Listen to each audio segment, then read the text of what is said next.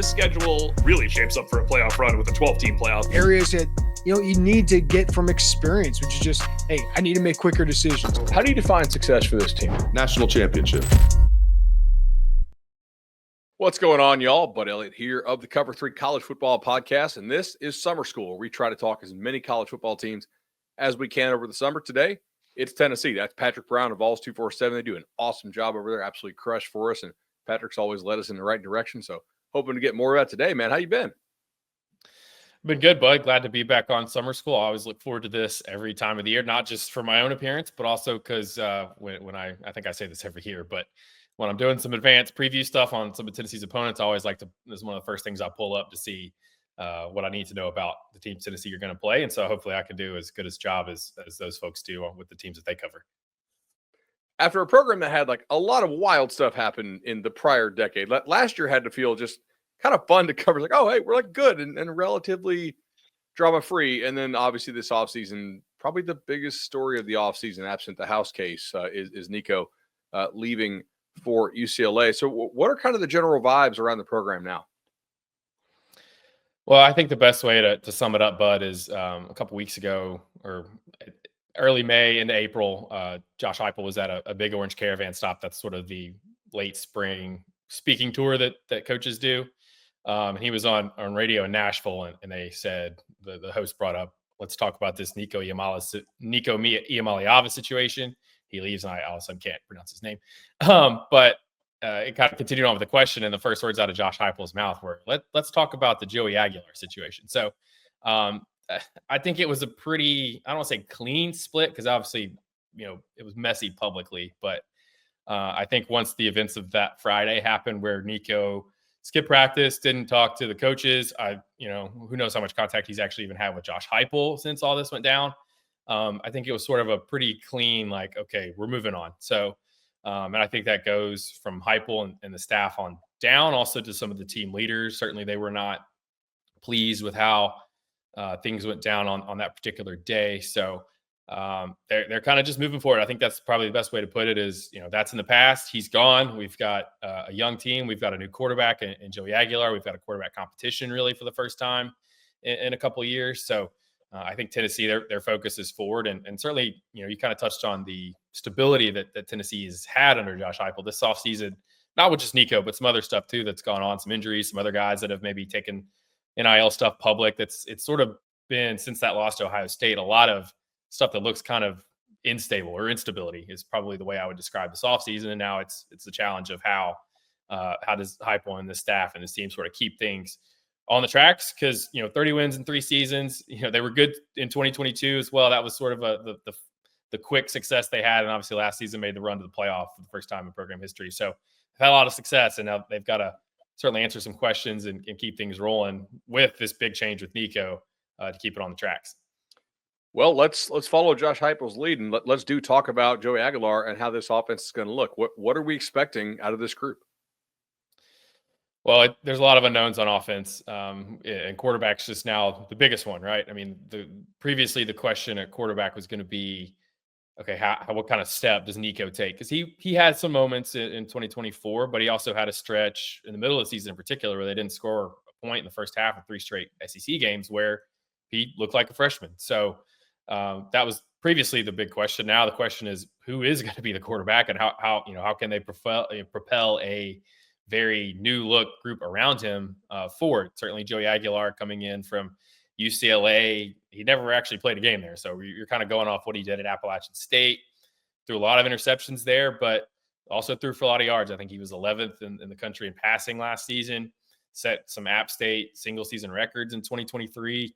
So, I think there's going to be a legitimate competition mostly between him and Jake Merklinger, who's a redshirt freshman that, again, has only played in 2 games as the third stringer last season, but he's going to have a big advantage in terms of knowing the offense, knowing the guys around him. Certainly Aguilar's got to get here in mid to late May, and it could be closer to mid-May at this point, and sort of truncate, take advantage and do all the things you got to do in a full offseason in a span of about 2 months. So that's learning the offense, that's building chemistry with the receivers and the tight ends during those voluntary throwing sessions that everybody does during the summer. And then he's got to go win it in camp. So Merklinger is he's a decent quarterback. I thought he had a really good spring, showed some really good tangible signs of progress. He talked about having a new grip on the football that's allowing him to throw it with more accuracy and more consistency. I don't think he had the best spring game. Of course, no one saw any of these spring games because they were on TV, but thought he was upstaged a little bit by George McIntyre, who's a freshman that they really like, but probably needs a year. So, but you throw this, they've got to replace Dylan Sampson, the SEC Offensive Player of the Year from last season at running back. They've got 4 new starters on the offensive line coming in, replacing a bunch of veterans that they had. And then at receiver, it's who knows? They've got a lot of talent, a lot of recruiting stars, but not a lot of proven guys. And most, they're going to end up, I think, with 7 scholarship receivers unless they make a late addition. And 4 of those guys have never taken a snap in a college football game. So that's a big question mark. Tight end, they should be pretty good. They've got Miles Kitselman back as a starter. He was really good last season. He was the guy that took advantage of the Diego Pavia ruling as a junior college guy that got an extra year. So he was really good, blue collar player in the run game, but also was able to make some plays as a pass catcher. And then Ethan Davis, I think, took a step this spring. He's a guy that was pretty highly recruited. This is his 3rd season. He should be in for a bigger role. And certainly those 2 guys are going to be needed to, kind of help the receivers come along as they sort of figure things out and grow at that position. But man, a lot of question marks, Bud. They need a lot of things to kind of go right. A lot of guys to step up. And you look at this offense over the past 2 seasons, everybody remembers Hendon Hooker and Jalen Hyatt. They haven't quite hit even close to those heights the past 2 seasons. They've been more of a defense first, run game first. They led the SEC in rushing each of the past 2 seasons with guys like Jalen Wright and Dylan Sampson, who were NFL draft picks. So they've got to find a way to generate more explosiveness and better efficiency in the passing game to kind of get the offense back to some of those heights that they had earlier during Heupel's tenure. Schedule-wise, it is very friendly up until that 3rd Saturday in October. I mean, obviously, you get Georgia rolls in Knoxville early on, but I mean, Syracuse, East Tennessee State, UAB, Mississippi State, Arkansas. Now, I mean, Arkansas played them well last year for sure, but Arkansas also lost quite a bit on defense. You should be able to kind of break it in. Is there any chance this offense is better than last year's offense? It could be. I mean, they need some guys to, like I said, to step up at receiver.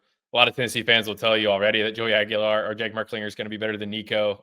Certainly, Nico was, like I said, he had his moments last season, but some of the numbers didn't paint his performances very well in terms of how many touchdown passes he had against the good teams that they played. As like I said, they didn't score a point in the first half against Arkansas, Florida, or Alabama. They ended up winning those games they ended up winning 2 of them, I should say. Because their defense kept them in the game and then the offense sort of got out of it. But, they should be okay running the football. I think their backfield of all the question marks, they should continue to run the football really well with guys like Deshaun Bishop. Peyton Lewis was a highly recruited guy that showed a little bit of Jalen Wright-ishness to his game. Maybe not as elusive, but certainly built similarly, acceleration, speed, that kind of thing. They brought in Star Thomas, who led Duke in rushing from last season. DeJuan Morris is a freshman that they really like that reminds them a little bit of Sampson. So, and just the nature of the offense, like the way teams have played with light boxes, 2 high safeties, like they probably will still be able to run the football reasonably well against most of the schedule. The question, is the offensive line going to be able to handle better those top tier teams that they play? You look at, they lost to Georgia and Ohio State last season. Those defensive lines are loaded with talent, and they really couldn't protect Nico in either of those 2 games.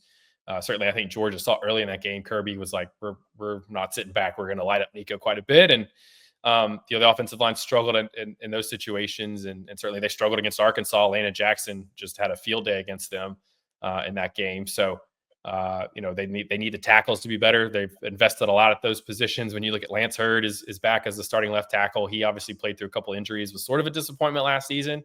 Certainly he didn't play as well as he thinks he's capable of. And heard good things about him this spring about maybe being better. David Sanders is going to be their starting right tackle, the 5-star freshman. So, that's sort of the microcosm of this team. It's a young, talented guy, but you just don't know, right? So it could be better. But again, they need some of those tackles to step up and help the offensive line protect better, whoever the quarterback is. They certainly need the quarterback to take care of the football. That's going to be the big question with Aguilar coming in with 24 interceptions at App State. I think Tennessee as a team has only thrown 18 in 4 seasons under Heupel. So, and then wide receiver, who's going to be the guy there? They haven't. That's sort of been the the big issue with this offense: lacking explosiveness, lacking efficiency.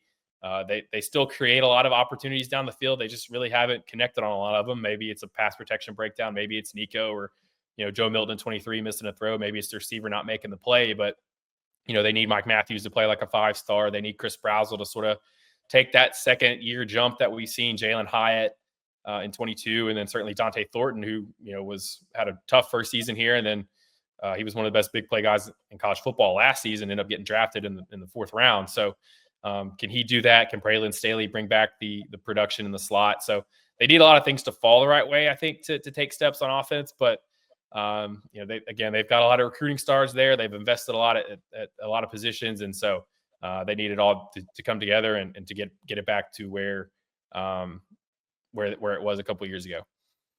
So let me hit you with this: is there a player who, if he finally lives up to his potential, or maybe a guy who hits his ceiling a year before we're just generally expecting him to, that really changes your outlook for this offense?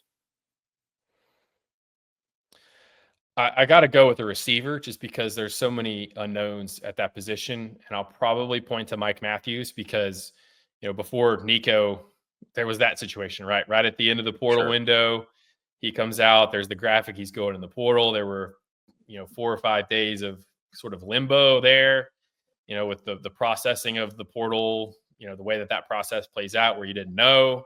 He ends up coming back. Yeah.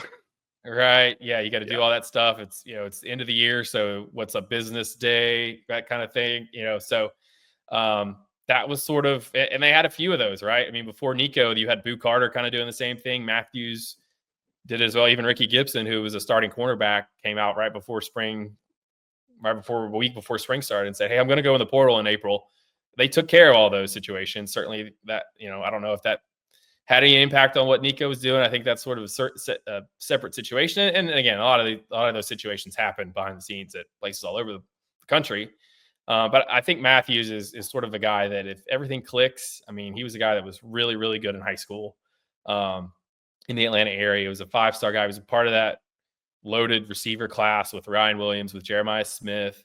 There's some others there that I'm sure I'm forgetting, but fans wanted to see him quite a bit last season, particularly when the passing game was struggling. You had Squirrel White kind of playing through injury. Brew McCoy was playing through injury. Dante Thornton was kind of banged up a little bit. And so you wondered for most of the season, why aren't they getting this guy more involved? Matthews had a really good spring, but he had sort of a hamstring issue in camp that sort of took him out for an important stretch of planning for the season, right? I mean, so he kind of slowly got worked in, but then even when he did get some part-time opportunities, didn't really do a whole lot with them.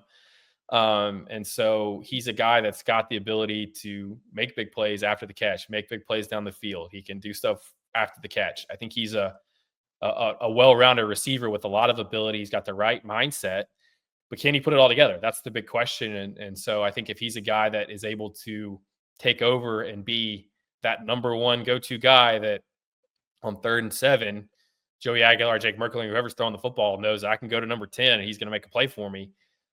Then I think that helps because then maybe Chris Brazzell can be your downfield deep shot guy. And that opens things up for Braylon Staley over the middle and the tight ends. So, and the defenses are worrying about that guy. So I think Matthews, to answer that question, I think he's the guy that if he plays up to his recruiting stars this season, that's probably one of the things that needs to happen, whether it's him, whether it's Staley too, because he was a top 100 guy coming out of high school as well. If Matthews is able to be legitimately, and when he got here, he looked the part of a 5-star. Now, if he can play like it as a sophomore, then I think that's a big domino that Tennessee needs to fall if they're going to be better on offense than they have the past 2 seasons. All right. On the flip side, let's talk a little Vols defense.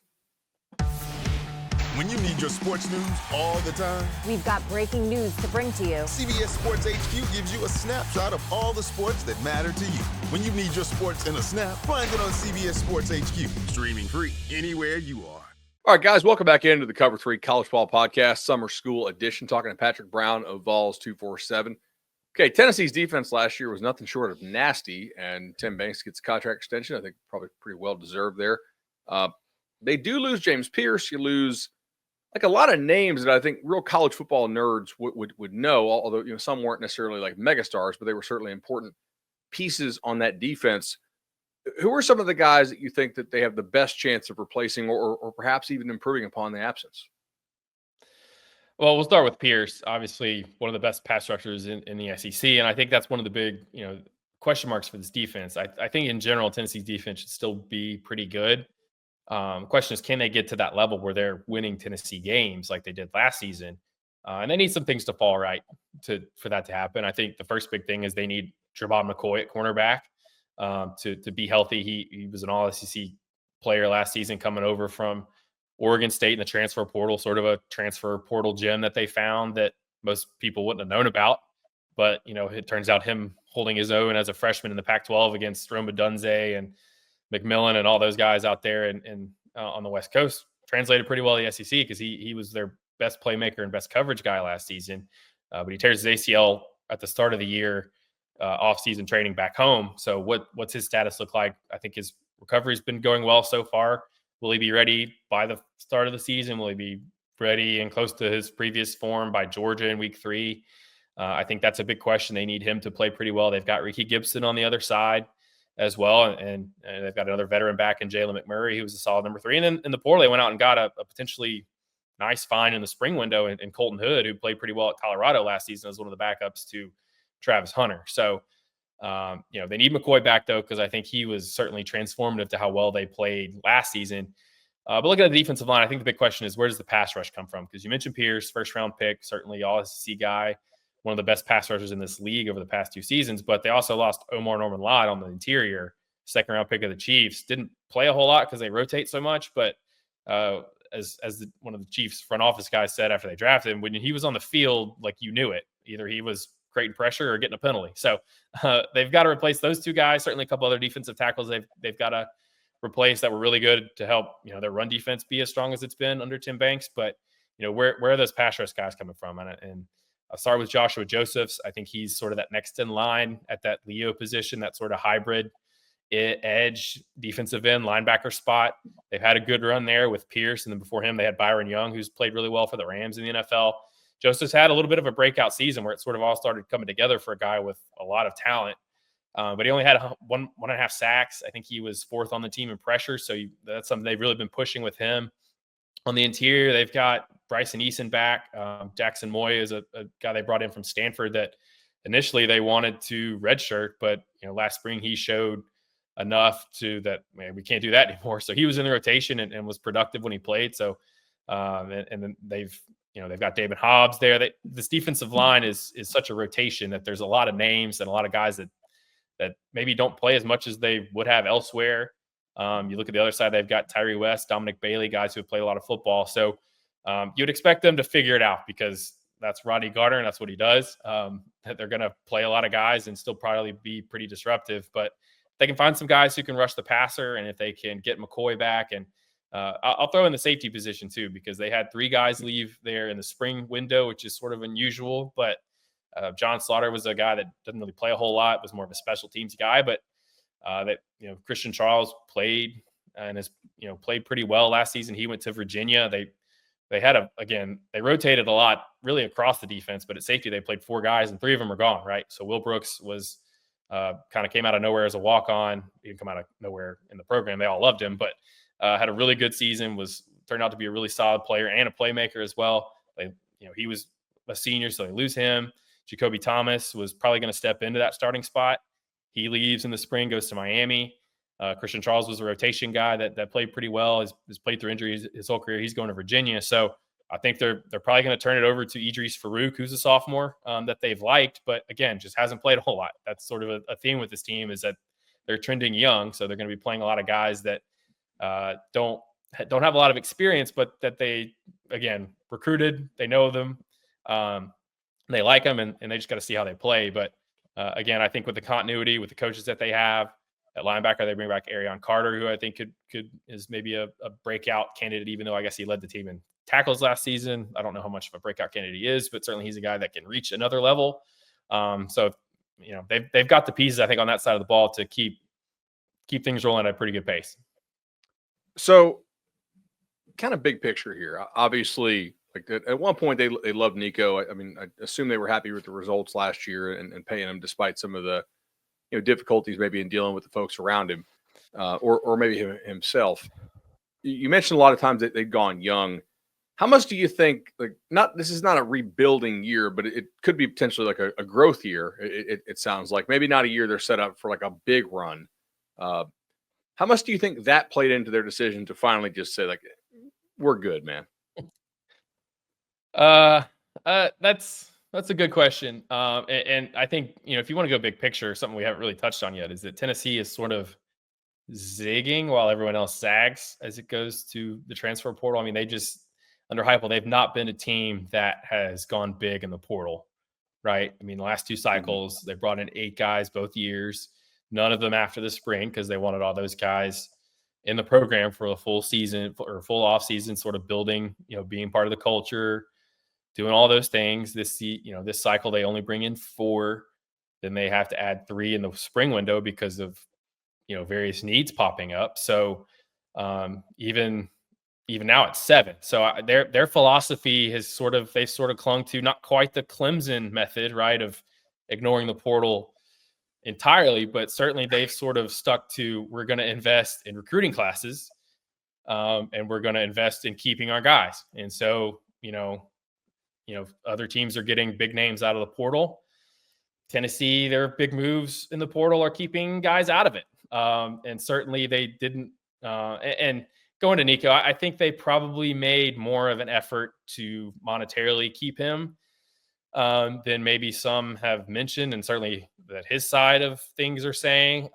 And so I don't want to get too far down in that rabbit hole of what all went down there. But I think just philosophically, this is, and I think it was going to be this way even if they had kept Nico, that this is sort of the inflection point of, okay, we're going to shift young now, because you just look at the roster breakdown. They've lost probably half of that 23 class, the Nico class. I think half of those guys have gone. And that of all their portal departures this offseason, most of them have been from that class. Now, a lot of those guys hadn't played yet, but through 2 years, that's sort of a spot where, if guys aren't playing, they kind of realize I need to go somewhere where I can play. But they've kept the entire 24 class here, and obviously certainly the 2025 class here. So you just look at the roster breakdown. I think they're going to end up with, over 40 guys on this roster that are freshmen. Now, there's some redshirt guys in there too. And there's also a lot of first and second year transfer guys. So they don't have a lot of the, this past team had a lot of 6th year guys, some 7th year guys. They may not even have 10 seniors on this roster scholarship wise. I have double checked the numbers recently. So I think it might be around 10, but I think this just seems like an inflection point where, okay, philosophically, big picture, if you're going to invest in high school recruiting classes, which is fine because it gets you guys like David Sanders, Mike Matthews. I don't know where they're going to end up in your blue chip ratio when you do it, but I think they've certainly improved that. I think they're the team that's closest. I think they've continued to improve that over these last 2 classes, really the 3 classes if you want to throw in the class that's now half gone that I just talked about. But if you're going to invest in upgrading your talent that way, you're not getting the best return on investment if they're standing on the sideline for a year or 2. So that's why, yes, Larry Johnson got most of the first team work, probably all of it at right tackle during spring ball. He doesn't have his head in the sand. I mean, they've invested a lot in David Sanders. It would make no sense in any level for him not to start and or play a lot. Because if you're going to get the full return on what you invested to get him in the first place and then keep Ohio State from poaching him late, you need him to play. There's not a lot to take away from the Jeremy Pruitt era, but one of the things he said that I think applies in this situation is that the best way to get better at football is to play football. So if you're going to invest in winning a lot of these recruiting battles, if you're going to go get Travis Smith over Alabama, Georgia, and Auburn, if you're going to flip Jaden Harmon, a linebacker from Alabama, if you're going to get Jaden Perlotti, who was committed to Georgia and then committed to USC, if you're going to get all these guys and then, make the necessary, use the necessary resources to get them, doesn't make much sense for them to be only playing special teams or standing on the sideline. So you got to get them on the field. And I think it just seems like this roster and this season, and again, this is sort of independent of Nico, was going to sort of be the inflection point for this staff to say, okay, we're just going to trend younger. We're not going to bring in a portal guy that might block somebody that we like that's young from getting on the field early. And we'll have to see how it plays out. They're going to have to live with the sort of the, going about it that way. They're going to have to live with the results, good or bad. And so Again, this team, like I said, it's going to be turning to a lot of unknowns. Certainly, they have addressed the portal. They have addressed the offensive line through the portal. They brought in a couple of starting guards there.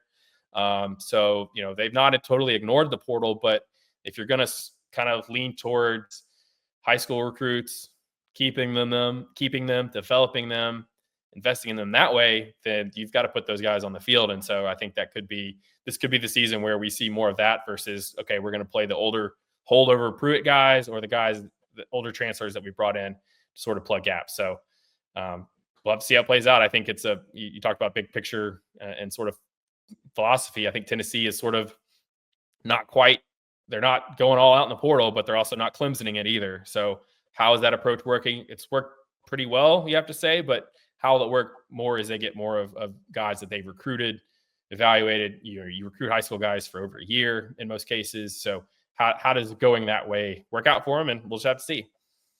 I also think from like a timing the market perspective, Patrick, think about all the quarterbacks in the SEC who, if they play as projected this season, will be going really high in the draft probably after this year, especially if a guy like Arch goes. I mean, Mateer only has a year left at Oklahoma. Sellers is projected very high in a lot of these mock drafts. Nussmeier at LSU. I'm sure there are a few more that I'm not even thinking of off the top of my head right now. Lagway's got another year at UF, but I mean the SEC quarterback play could go like this year, then very down next year, and this young team could really blossom into something in 26. That's going to be pretty special, to watch. So I don't hate it at all from that perspective. But for 25, how do you gauge success here? Like what constitutes a successful season for the Vols? It's funny you brought up 26. They could have a young team, but they could also be turning to Faison Brandon in 26 too, who would be a freshman. Right. He's obviously our number one ranked player at 24/7 Sports. So it just got that crossed my mind as you were talking about that. But I just think they've got to sort of continue to be competitive. I mean, they've got to stay in the playoff conversation for a while. I mean, regardless of everything that's going on, I'm kind of cynical. So I looked at this without even really looking at the team. I look at the schedule and I say Tennessee hasn't beaten Georgia in 8 years. They haven't won at Florida since 2003. They haven't won at Alabama since 2003. I've got to see one of those things happen more recently than that to think that they're going to win either of those 3 games. So my ceiling, no matter what, was 9-3. And even the most optimistic fan, I think, most optimistic Tennessee fan would say, yeah, they kind of get mad at us when we're like, what do you care that they haven't won there in 20 years? Well, you kind of just, you've seen it happen enough times. You just kind of come to expect it. But they just have to, I think, if they can keep the floor around 8 wins, and you touched it on the schedule, even if they lost those 3 games, which, I mean, if I'm sitting here today, I would predict them to lose those 3 games for those very reasons I just laid out. But, does Oklahoma take a jump? That game's in Deland. Arkansas beat them last year, but that's another game at home. Is Mississippi State, their other 2 road games other than Florida and Alabama are Mississippi State and Kentucky, which Stoops can't beat Tennessee, and Mississippi State's, they're still probably bottom of the SEC in terms of, maybe talent, them and Vanderbilt. So, but then again, into the season, you never know how long, what the season goes like. Could they get picked off by Diego Pavia and Vanderbilt? You never know. They've lost. They've had sort of a clunker every season under Heupel. You go back to that South Carolina game in 2022. You go back to maybe Florida in 23, which again, that sort of has to go with the swamp tax, right? They go down there and just cannot. It never goes well. And then last season was the Arkansas game where they looked like they were crushing everybody in September. They go to Arkansas and just no show. So, if they can, if they have those 3 games, and if there's one more clunker in there, that's 8-4. I don't think 8-4 would be, I don't think it would make people mad. Certainly it would be a step back, but, with everything that's gone on and with some of the things that they've lost and with a lot of unknowns, if they're able to sort of mitigate the step back and sort of, if you're Heupel, you can say, the floor is 8-4. If you can keep the floor at 8-4 without everything that's gone on, having changed quarterbacks in the middle of the offseason, then I think you're okay. I don't think people will be celebrating it or, you may not get a contract extension for it, but I think that would be a good coaching job to sort of keep things. If you do end up being pretty young in terms of who you play and who you're relying on, if you can keep 8-9 wins, I think that's that's decent. But certainly, Heupel will be the first to tell you that, hey, we're going for it all. We're going to be back in the playoffs. We want to be contending in the SEC. So I think inside the program, it's probably one set of expectations, but outside, I think if they win 8-9 games and don't, if this offseason of instability stops there and doesn't go on to the field, then I think the program will be sort of in a good spot moving to 26. Patrick, really appreciate the time, man. I'll always enjoy this. Feel like I learn a ton on the Vols. We follow all y'all stuff on Vols 247, obviously the Vols 24/7 podcast as well. So, dude, until next time, enjoyed it. Thanks, bud. Appreciate it.